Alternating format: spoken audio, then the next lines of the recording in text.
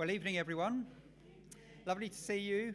Welcome to this evening's Spotlight evening. And for those who've been before, you'll know that this is an evening where we typically take a subject of some contemporary relevance and speak into that topic, and then pause for some refreshments and give you opportunity to think about some questions you might like to ask, which you can ask by sticking your hand up, but there'll be some paper and pens so you can write your question down if you prefer. And then after a break, Pete will come back and attempt to answer those questions on the fly, which is always a good part of the evening.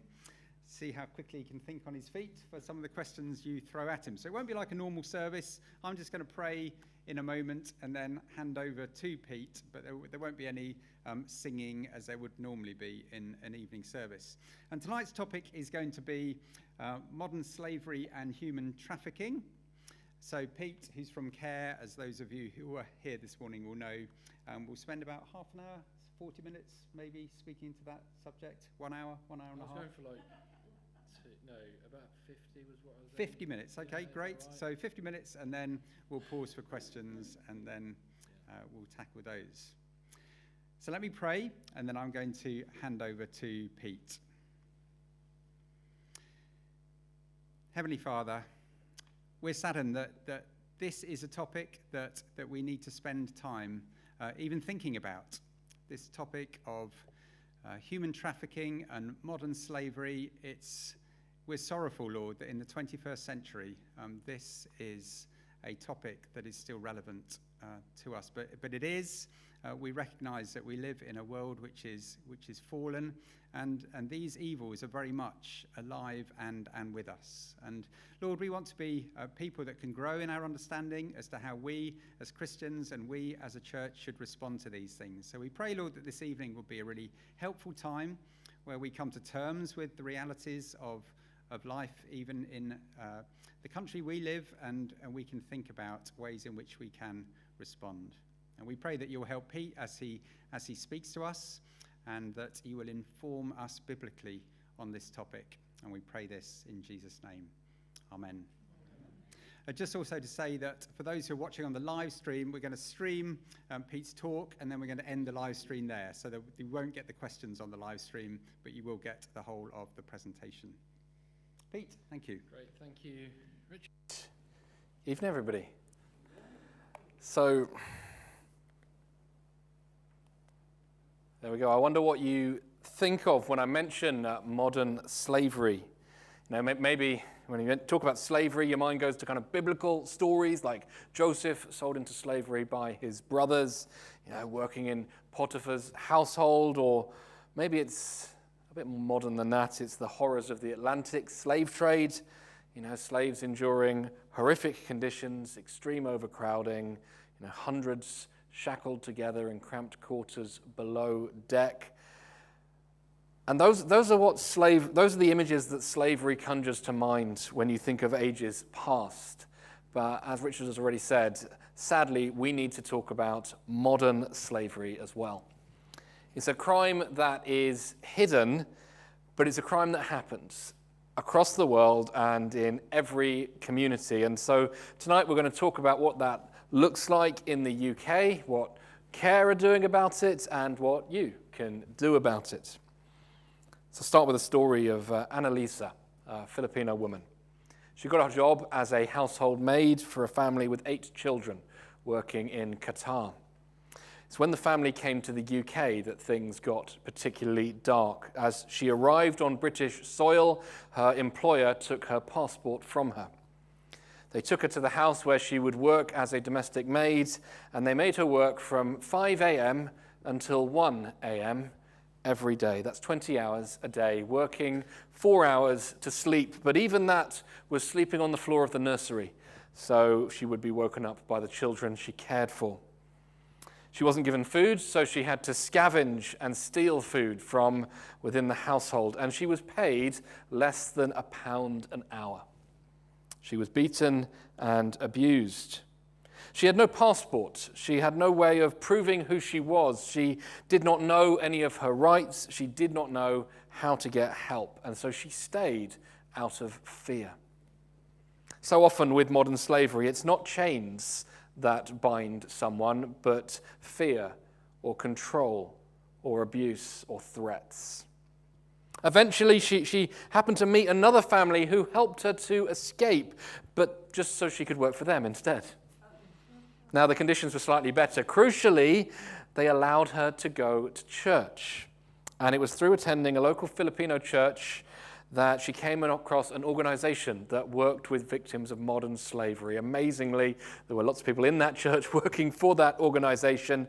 They recognized the situation that she was in. They got her out, set her free, provided her with a place to stay, got the police involved, and now Annalisa is free and she works tirelessly for that organization, paid to make sure that she can help others in similar situations. See, Annalisa's story happens every day in countries poor and rich. A professor of contemporary slavery at Nottingham University has said this: slavery is not a horror safely confined to the past. It continues to exist throughout the world, even in developed countries. Across the world, slaves work and sweat and build and suffer. So this is our theme tonight, and in case it wasn't obvious, we are going to cover harrowing material. But while it will be harrowing, I also want to strike a note that will be hopeful, because we do have a God who sees, we have a God who knows, a God who cares, and a God who works to set people free. So here's the roadmap. We'll explore what is it, what is modern slavery. That will include a quiz. Then what does God say about modern slavery? Look at some Bible passages, some Bible principles, and then what can we do about it? And then at the end, after the break and after the Q&A, I'll point you to some further resources, and we'll have a short time maybe when we can pray. But let's begin by asking, what is modern slavery? And I'm going to give you 3 crimes that are connected but different. And it's really important to make sure we know what we're talking about. So first up, modern slavery itself. That is the exploitation of people for personal or commercial gain by the use of force, fraud, coercion, or deception. All sorts of ways that can happen. We'll come back to that. But what it boils down to is treating people as commodities, as human beings, as objects to be exploited. Now, a subset of modern slavery then is human trafficking. Human trafficking involves the movement of people for exploitation by the use of force, fraud, coercion, or deception. So it's very similar to modern slavery, except now you are moving people around. And it doesn't have to be far. You could have a British teenage girl from one end of Trowbridge. You could move her to the other end of Trowbridge for the purpose of exploitation, and that would be human trafficking. So modern slavery and human trafficking, very similar. The only minor distinction is human trafficking involves moving the person. And then the third crime is people smuggling. So people smuggling involves assisting migrants to enter a country illegally for financial or material gain. And it's important to see the distinction here. People smuggling involves crossing borders. Now, sometimes if you're human trafficking someone, you're going to move them across a border. That includes people smuggling. But another time, you might do some people smuggling that involves no exploitation at all. There may be no coercion, force, or fraud.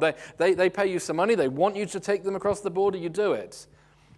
So people smuggling may occur with modern slavery and human trafficking. It may be something completely different. And the reason it's important to make that distinction is because in debates around modern slavery, even at the highest level with some politicians, it can get caught up with people's views on immigration. And those can be very strongly held. And what can sometimes happen is those terms can be used interchangeably. If there's one thing you remember from tonight, at Care, one of the things we're always pointing out is that whatever someone's immigration status, to exploit an individual for profit through force, fraud, coercion, or deception. To enslave them is always a heinous crime.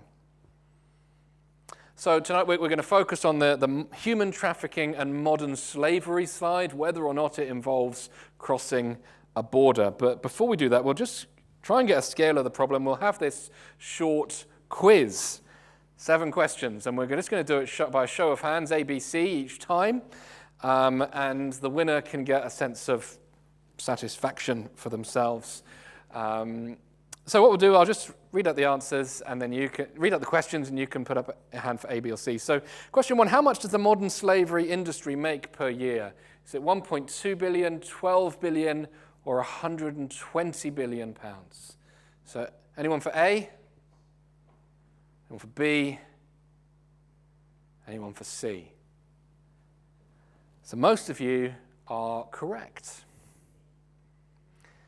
Now next up, with that, the only kind of illegal industry that makes more is the drug trade. Next up, how many slaves are there worldwide today? Is it 4 million, 40 million, or 400 million? So let's go for A, B, or C. So this time it was B, 40 million. That's the highest number of slaves, and higher than any number of any time in human history. The highest number is now. And it's just so important to remember that, okay, well, that's a stat, and we guessed right or wrong, but 40 million, behind that stat are human beings. Every single one of them with a story, with a life, with hopes and dreams that have been snatched away. That's worldwide. Then in the UK, let's say 17,000, 55,000, 122,000. A, B, C. Fairly even split. I think most went for B. This is actually a trick question. There's 2 answers. So 17,000 according to the National Referral Mechanism. That's the government's framework for identifying and helping potential victims. But that is probably a wild underestimate, because it's not an estimate. It's actual numbers of people who have been referred, and doesn't count all the people who have not yet been found. So an independent charity came up with a figure of 122,000 last year in the UK. So the National Referral Mechanism, then, that's the government's system for tracking those who have been referred as potential victims of modern slavery. What would be the most common nationality referred under the NRM? So we've got Albanian, British, or Vietnamese. Let's go Albanian, British, Vietnamese. So most of Vietnamese, well, those were the top 3. The highest number is British, with 26%. Albanian and Vietnamese both second, with 13% each. So those 3 comprise over half of the victims. But again, that just shows modern slavery. It's not always about immigration.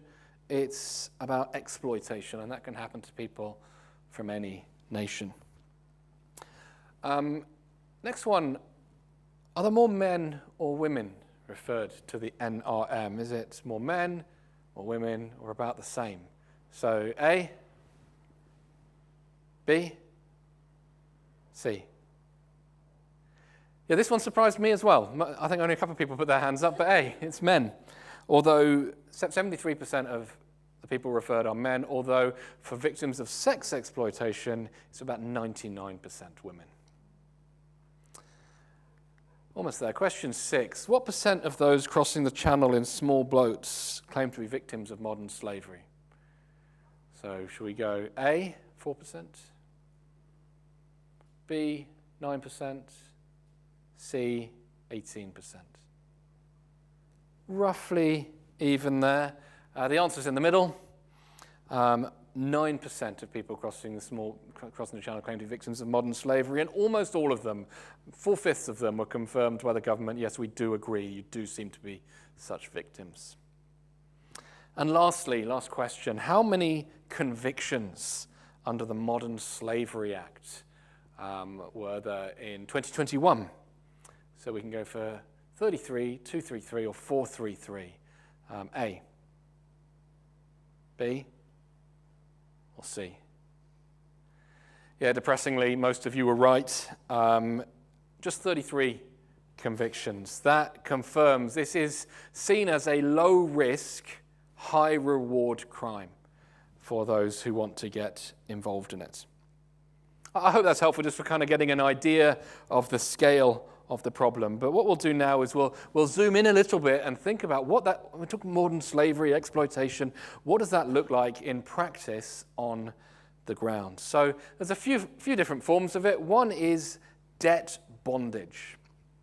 It's where there's a power imbalance because you owe money and that's the means by which you're exploited. It's Proverbs 22:7 in action. Proverbs 22:7 says, "The rich rules over the poor, and the borrower is the slave of the lender." Takes it to an extreme. So let me tell you the story of Ferda. Ferda was in his 60s, living on the streets in the Czech Republic.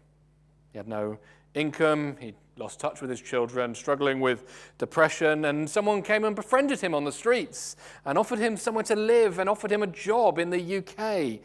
And he was delighted by that. And when he arrived in the UK, he was told he had to pay back the traffickers for the travel. They told him he had to work more than 12 hours a day, 6 days a week, and he had to pay almost all of the money he earned back to the traffickers as they demanded ever-increasing amounts of money because of the interest rates to repay his debts and for the accommodation they were providing him. And he had no documents, nowhere to go, no one to turn to. His health got worse and worse and worse, and finally, when it was bad enough that he could no longer work, the traffickers cast him out onto the streets because they figured they couldn't squeeze any more money out of him. One of the biggest areas of growth for modern slavery at the moment is in the care home sector. We have a shortage of carers in this country, so the government has various visa programs to encourage people to apply from abroad, and you don't have to pay for that. But what overseas gangs will do is they will charge £20,000 to sort your visa and flights, and then once you're here, they will entrap you and make until you have paid back every single penny. It's a form of modern slavery, debt bondage. Next up is very similar. It's labor exploitation. Literally forcing someone to perform compulsory labor for very low or zero pay. And this can happen in all sorts of places. Often car washes, nail salons, domestic servitude. People are forced to work, they don't get paid, or they get paid an absolutely pittance of an amount. Any money they do get is taken by the gangs that control them. And they're threatened. They say, if you do or say anything, we'll track you down, we'll punish you. And if they're not from the UK, they're taught to fear. If you report anything, you'll be deported. The police will arrest you. They're not on your side. Labor exploitation. And then the third form of modern slavery is sexual exploitation. And I won't go into graphic detail on this, but this is simply abominable, where people's bodies are used by the traffickers for their personal profit. A quote from one woman said, sorry, I'm just looking for the words. "I was working 7 days a week like an animal, no phone, no ID. I didn't even know which part of the UK I was in." And this isn't just in the big cities, this is in every community. Last September, Wiltshire Police raided 8 properties in Swindon. 18 victims of sexual exploitation were rescued, and they're being supported by the police and a local modern slavery charity. At CARE, we do lots of work on sexual exploitation, on campaigning for law change in that area. I've just scraped the surface there. There are so many stories of so many ways that people are exploited and enslaved today. Evil finds new ways to rear its head, ever more creative as it looks to make money out of people. And it can leave you, and it has left me, discouraged and disheartened, because as I've already said, behind every statistic, behind every number are human beings like you and me, made in the image of God. and sometimes it is too much to bear. But I want to just shift gears at this point. We can talk more about that in Q&A if you want, but just to bring God into the picture and to bring some hope, because God sees and God knows and God has a better story for victims of modern slavery. Sometimes you hear criticism of the Bible, don't you, that God has nothing to say about slavery or God endorses slavery. I think as we look at the Bible for the next few minutes, we're going to see how much God cares about freedom and liberation. And what we'll do, we're doing a tour of the Bible for the next 10 minutes. It's going to start on the first page and finish on the last page. And just as we go through, we're going to learn a few things about God and his character and see some individuals who God worked through and some lives that were changed. So we can start on the first page. In Genesis chapter 1, we have the creation of Adam and Eve. And when God makes them, he breaks into poetry and into song, and he proclaims this amazing truth. So God created man in his own image. In the image of God, he created him. Male and female, he created them. See, every human is made in the image of God. Not just Adam and Eve, but even after the fall, even great sinners. Every one of us, you, me, everyone, made in his image. And every human has an inherent dignity and value simply for being made in God's image. Whoever you are and whatever you've done, no matter how rich or poor you are, no matter whether you are slave or free. So one of the things about modern slavery is that it dehumanizes people. It doesn't treat them as individuals, made in the image of God, loved by God. It treats people as property, as products. People are created not for purchase or to be property, but for a purpose, which is to know God and to be loved by him. So that's Genesis 1. Let's pick up the story in the book of Exodus. As it begins, we find not just an isolated case of an individual who's a slave, but a people trapped in slavery. In Exodus chapter 1, they set taskmasters over them to afflict them with heavy burdens. They built for Pharaoh store cities, Pithom and Ramses. They ruthlessly made the people of Israel work as slaves and made their lives bitter with hard service in mortar and brick and in all kinds of work in the field. In all their work, they ruthlessly made them work as slaves. It's a description of just how ruthless it is. But then at the end of the second chapter, what we read is that the people of Israel groaned because of their slavery. They cried out for help. Their cry for rescue from slavery, this is beautiful, it came up to God. And God heard their groaning, and God remembered his covenant with Abraham, with Isaac, and with Jacob. God saw the people of Israel, and God knew. I think it's beautiful, God hearing the cries of the enslaved. Today, the cries of people in modern slavery do not fall on deaf ears. They might have had their passport taken away. They might have had to work 18 hours every day. They might not get paid for that work. They might be unable to communicate with people outside, with their families. Their families might think they're dead. But God hears their cries. But even then, it's not simple. In Exodus, God sends a rescuer, Moses, with his brother, but initially things get worse. They met Moses and Aaron, who were waiting for them as they came out from Pharaoh, and they said to Moses and Aaron, "The Lord look on you and judge, because you've made us stink in the sight of Pharaoh and his servants, and have put a sword in their hand to kill us." See, because Moses and Aaron went to Pharaoh, it resulted in their burdens being increased. And that captures some of the fear of people in modern-day slavery today. They fear it will get worse if someone tries to help. They fear recriminations. They fear further abuse. That's why some of the advice about modern slavery is that if you think someone might be, if you think you see a situation where there might be someone being exploited, enslaved, it's not always the best thing to go up and confront it head on. We'll talk a little bit later about what you can do and who you can call. But there is often great fear attached to slavery.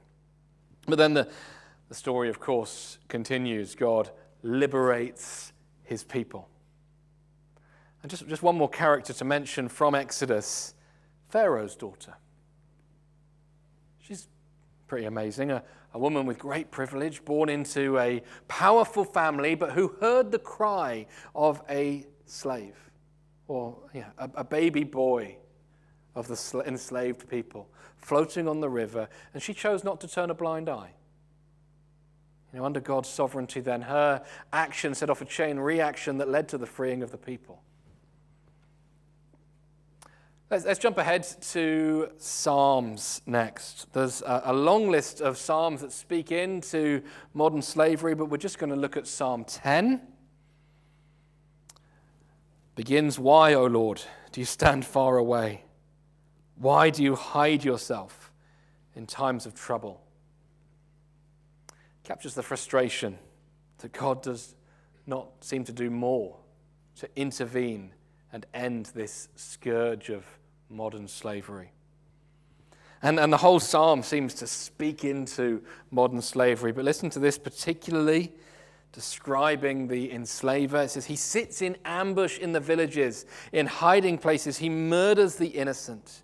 His eyes stealthily watch for the helpless. He lurks in ambush like a lion in a thicket. He lurks that he may seize the poor. He seizes the poor, which he draws into his net. And the helpless are crushed and sink down and fall by his might. He says in his heart, God has forgotten. He has hidden his face. He will never see it. We bank on that not being true, don't we? God has not forgotten. Jump ahead to verse 13. Why does the wicked renounce God and say in his heart, you will not call to account? But, here's the good news, you do see. For you note mischief and vexation, that you may take it into your hands. To you, the helpless commits himself. You have been the helper of the fatherless. Break the arm of the wicked and the evildoer.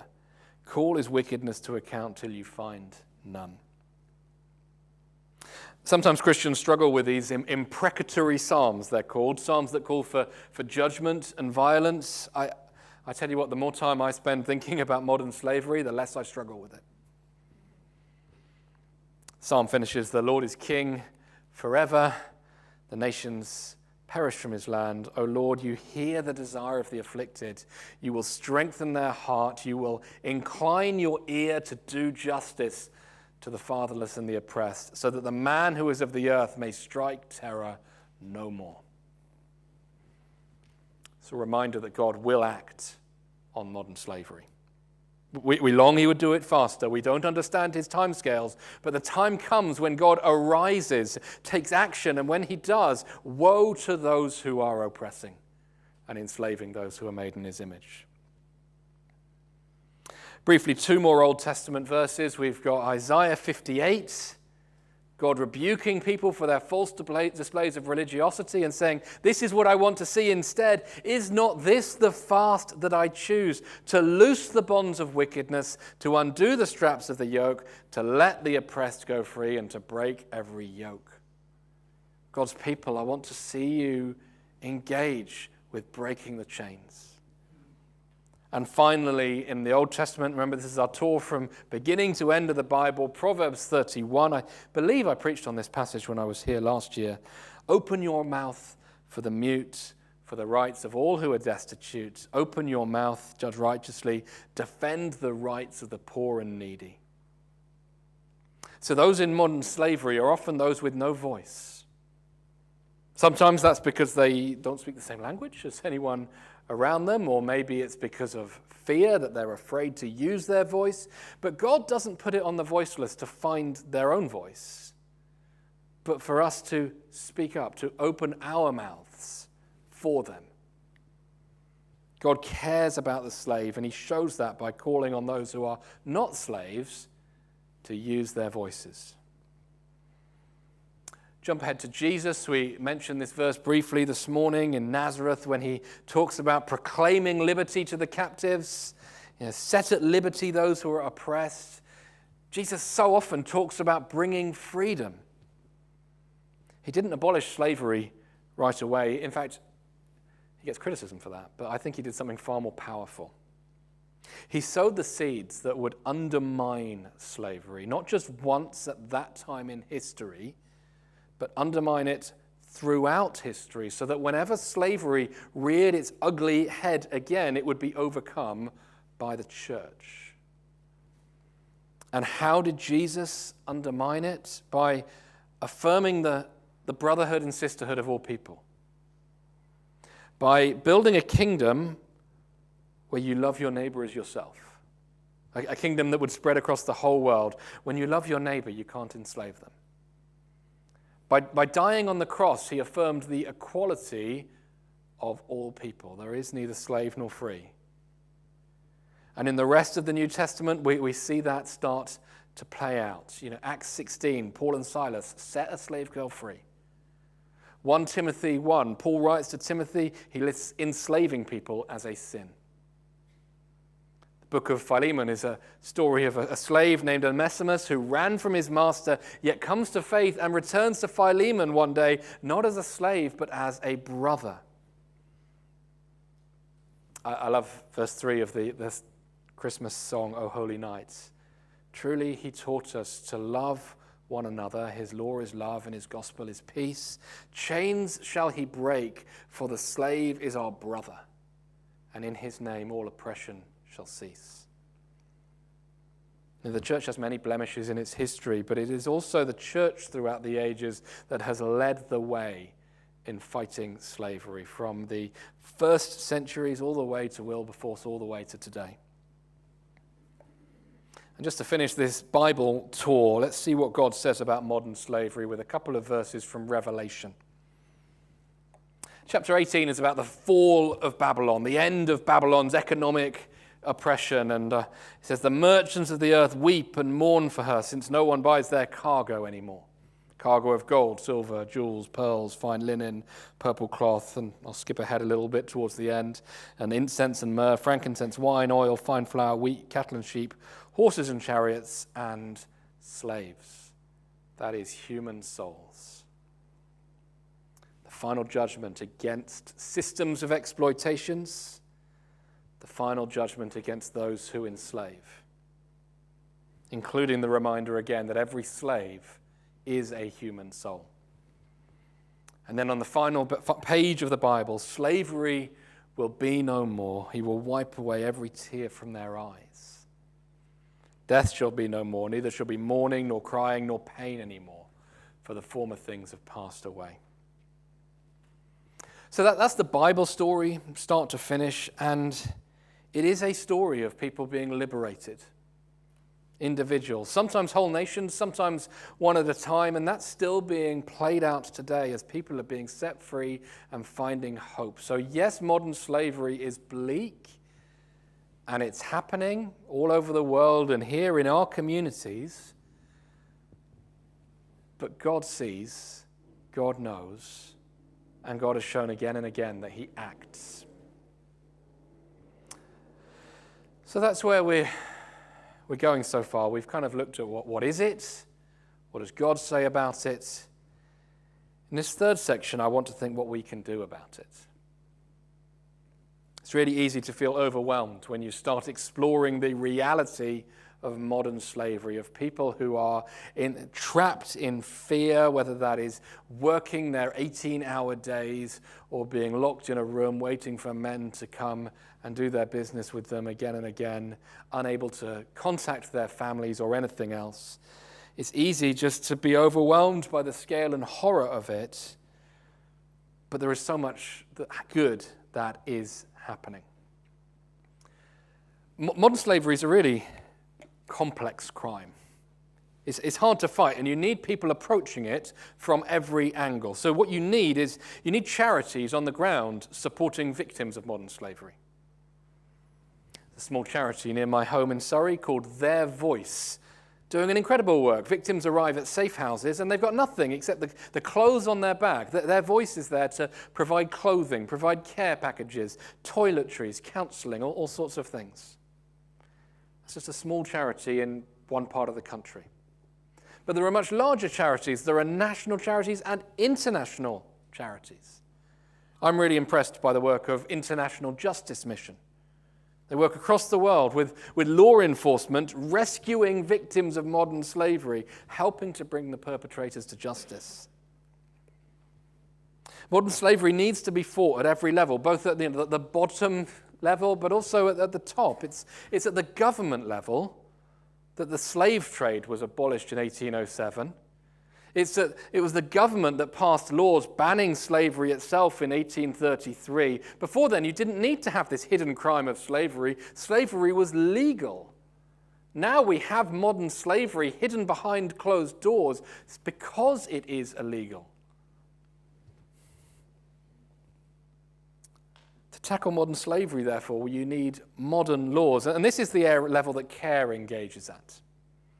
So as a charity, we've been going for 40 years. We started working on modern slavery in 2006, and that was before my time. But if you were to ask people who have been at CARE across the decades, they would say our biggest success in 40 years has been on the topic of modern slavery.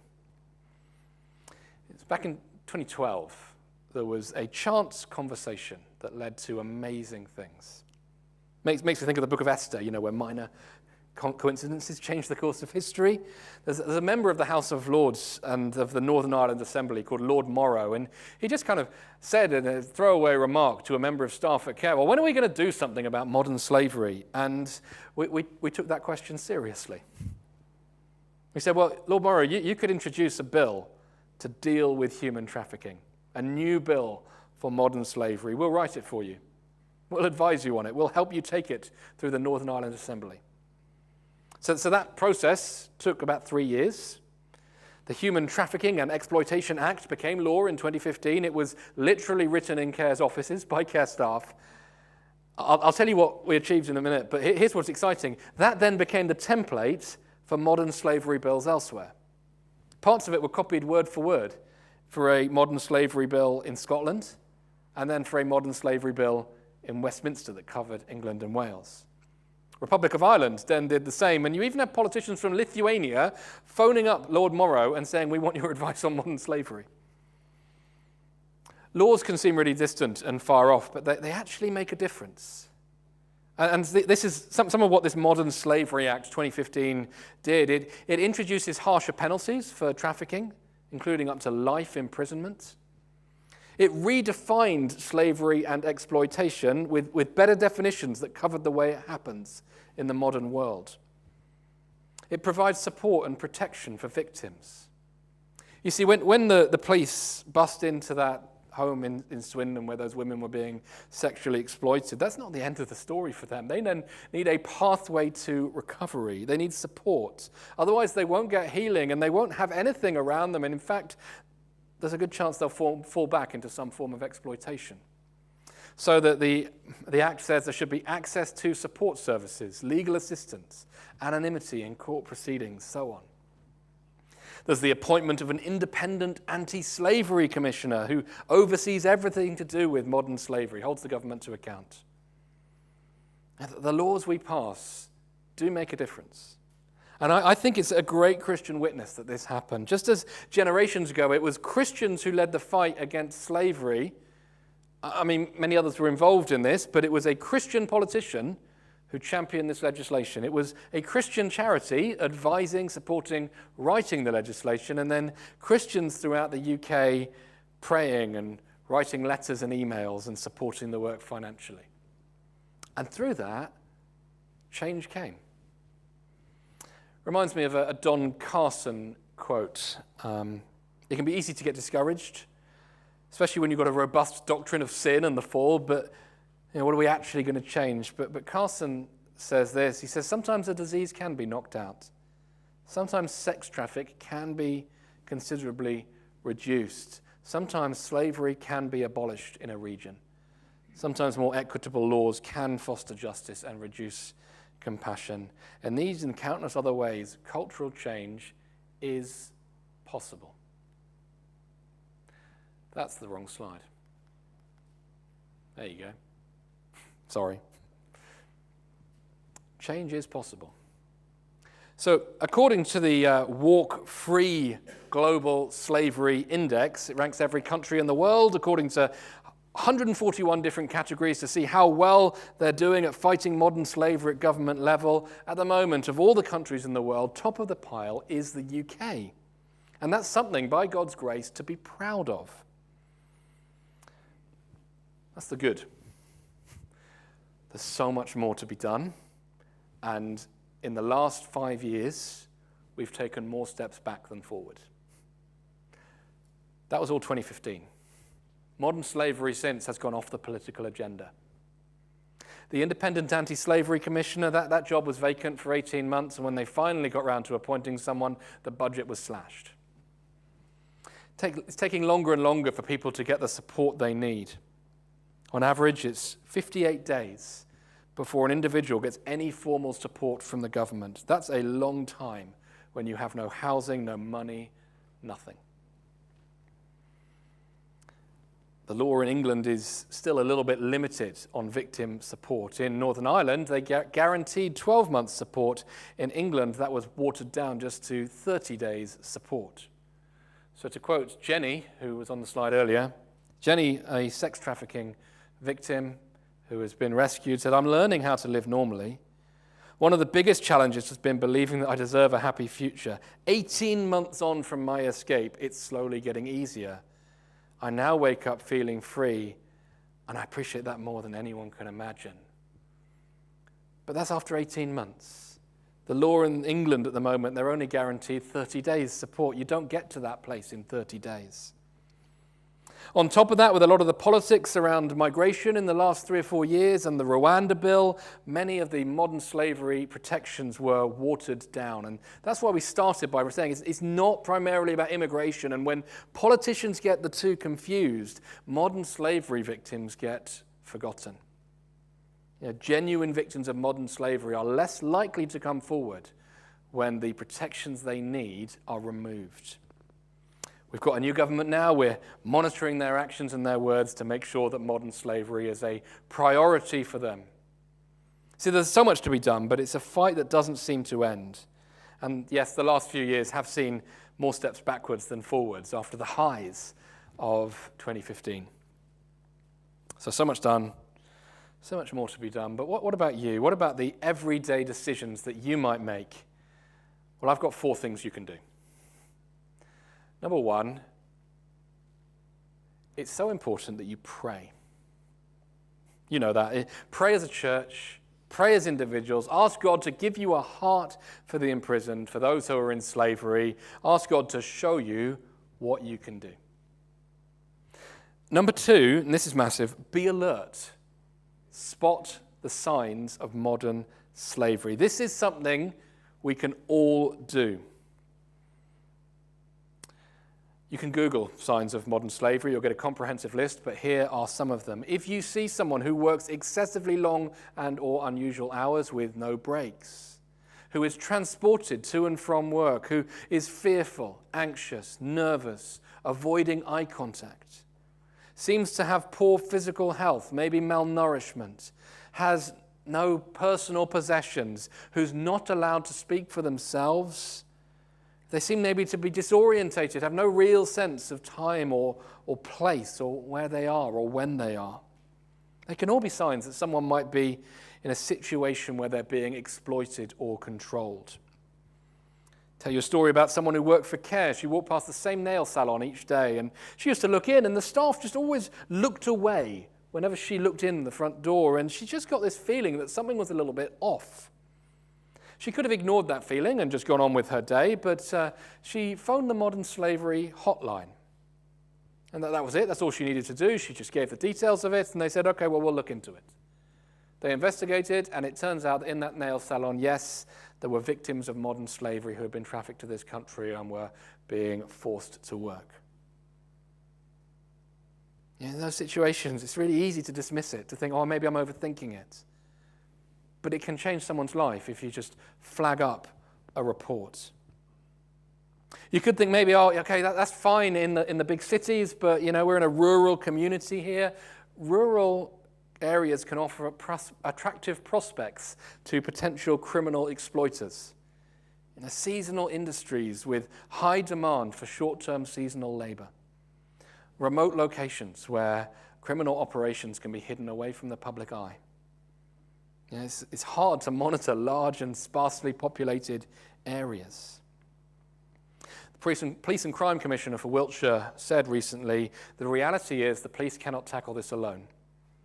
You can help us by being our eyes and ears and reporting information that doesn't feel right or where you feel exploitation is happening. Together we can stop exploitation. You know, it's okay to be wrong about a report. Your job is just to flag something if it looks suspicious. I'll put the number for the Modern Slavery Hotline on the screen in a bit. If you regularly use car washes, you know, there's hand car washes you get, download the Safer Car Washes app. An app that basically enables you to log your experience of a manual car wash so that they can then spot patterns and identify where victims of modern slavery might be being forced to work for little or no pay. So be alert. Number 3, be an ethical consumer. I mentioned earlier that the UK is the best in the world at dealing with modern slavery. I want to caveat that now, in a sense. We're the best in the world in terms of our laws. But modern slavery and forced labor are connected to demand as well as supply. And we are a rich country. It is often on the backs of consumers in rich countries that you have supply chains that lead back to people in modern slavery in far-off lands.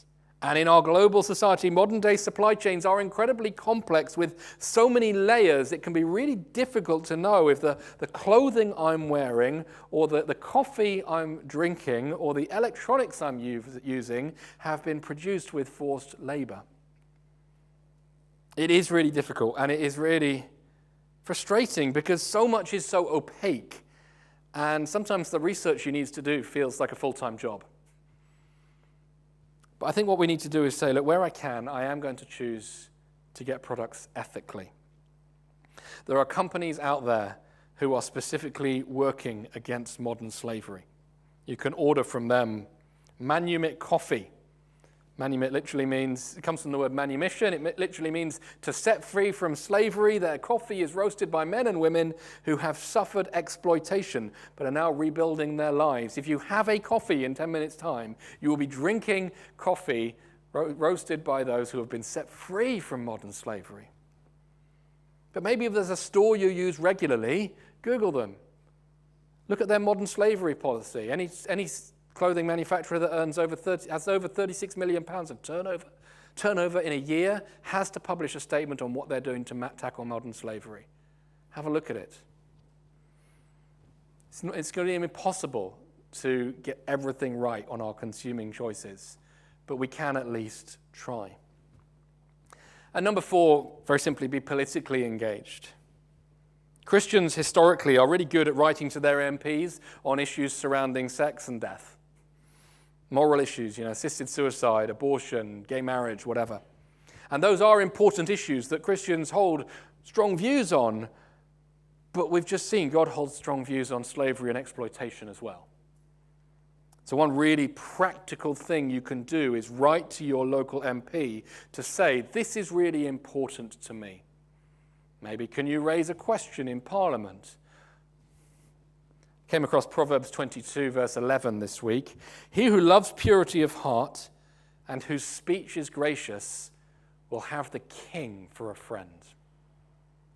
What a verse to encourage writing to your local MP. The king in the Old Testament, he was the government. Today, who's the government? It's the MPs.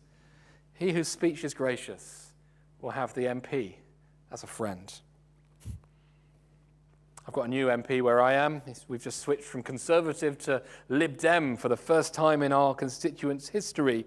I agree with our new MP on many things. I disagree on others, but I write to him letters full of grace and truth. Mostly so far, they've been letters of encouragement. I'm sure there will be days for challenge in the future. He may listen to me, he may not, but this proverb gives me hope that if my speech is gracious with him, I'll get a hearing. So write to your MP, tell him that this is something that you care about and that you want to see the government do more on. So that's the what can I do about modern slavery? I think we're about a good time for a break. I know there's so much more I could have said, and I'm sure you've all got loads of questions. So Richard's going to tell you what to do with those questions.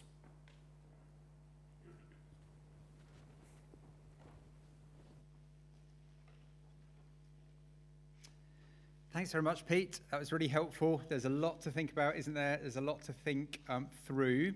So as I mentioned, we're going to have a break now of about 10 or 15 minutes. So just opportunity to get a drink. There also seems to be some, who knows what they are? Scones, and other things. Scones, if you prefer.